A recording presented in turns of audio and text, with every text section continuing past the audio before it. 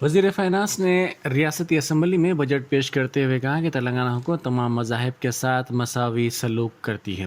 سماج کے کسی بھی طبقے کے ساتھ امتیاز نہیں کیا جاتا. سرکاری پروگراموں کے فائدے تمام کے لیے دستیاب کروائے جاتے ہیں. تلنگانہ کی تشکیل سے پہلے پیشرو حکومتوں نے اقلیتوں کی بہبود کے لیے سالانہ 300 کروڑ روپے بھی صرف نہیں کیے تھے. تلنگانہ کی تشکیل کے بعد اقلیتوں کی بہبود کے لیے حکومت نے 8,581 کروڑ روپے خرچ کیے ہیں. سال 2021-22 میں 1,286 کروڑ روپے کی رقم خرچ کی گئی. حکومت سال 2014 سے مسلم لڑکیوں کی شادی کے لیے شادی مبارک اسکیم پر عمل کر رہی ہے.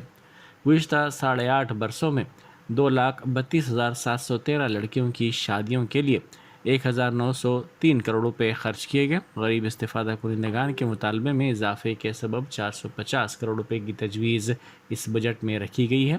ان میں اضافی 150 کروڑ روپے کی رقم بھی شامل ہے.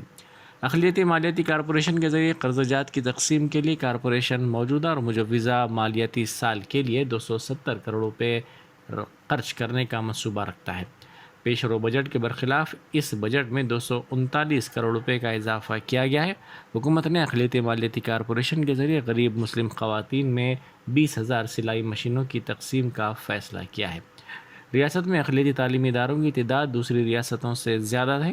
ابتدا میں حکومت نے 203 اقامتی اسکولز کا قیام عمل میں لایا، تاہم بعد ازاں ان کی جونیئر کالجز کے طور پر جدید کاری کی گئی.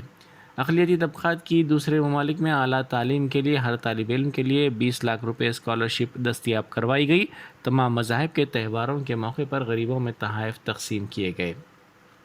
رمضان کے دوران 4,50,000 غریب مسلمانوں میں نئے کپڑوں کو تقسیم کیا گیا اور عیسائیوں میں بھی خصوصی تحفے کے طور پر 3 لاکھ کپڑوں کی تقسیم عمل میں لائی گئی. بدکما فیسٹیول کے موقع پر حکومت نے خواتین میں ساڑیوں کی تقسیم کی. اقلیتوں کے لیے 2,200 کروڑ روپے کی بجٹ تجویز رکھی گئی ہے.